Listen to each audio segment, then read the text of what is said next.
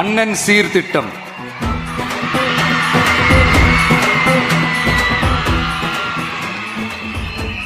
ஒவ்வொரு குடும்பத்திற்கும் மிகப்பெரிய மகிழ்வை தருவது அந்த குடும்பத்தில் நடக்கும் திருமண கொண்டாட்டம் தான்.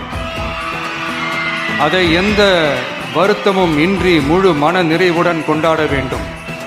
அதற்காகவே நம் தங்கைகளின் திருமணத்திற்காக 8 கிராம், அதாவது 1 பவுன் தங்கமும்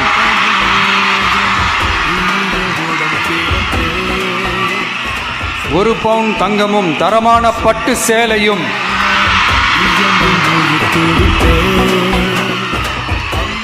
தாய் வீட்டில் இருந்து அண்ணன் சீராக அளிக்கப்படும்.